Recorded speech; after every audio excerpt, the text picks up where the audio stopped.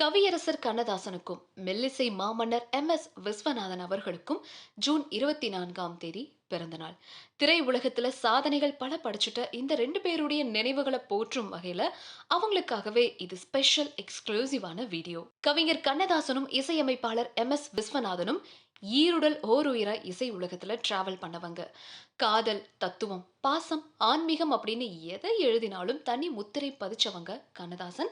அவருடைய எண்ணற்ற திரைப்பட பாடல்களுக்கு இதயத்தோட இரண்டரை கலக்கும் வகையில இசையமைச்சவர் விஸ்வநாதன் அவர்கள். 30 வருஷங்களுக்கு மேல ரெண்டு பேரும் வழங்கிய இசை ஆறு இன்னும் வத்தாம ஓடிக்கிட்டே இருக்கு. ஒரு பாடல் கேட்கிறவங்களுடைய காதுகளை நுழைஞ்சு இதயத்துல பதிஞ்சிடுச்சு அப்படின்னாலே அந்த பாட்டுக்குன்னு தெய்வத்தன்மை கிடைச்சிடும் அப்படிம்பாங்க. ஏன்னா அதுக்கு அழிவென்பதே இருக்காதுங்க.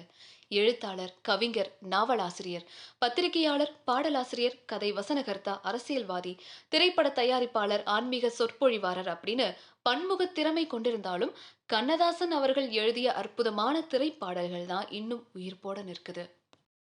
காதலுடைய மகத்துவத்தை கவிதை வரிகளாக்கி அத நெஞ்சங்கள்ல இடம்பெற செய்தவர் கண்ணதாசன்.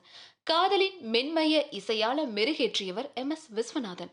எம்எஸ்வியின் இசையால கண்ணதாசன் பாடல்கள் வலிமை பெற்றதா, இல்லனா கண்ணதாசன் வரிகளால எம்எஸ்வியின் இசைக்கு இனிமை கூடியதா அப்படின்னு யாராலையும் இப்ப வரைக்கும் கணிச்சு சொல்லவே முடியாது.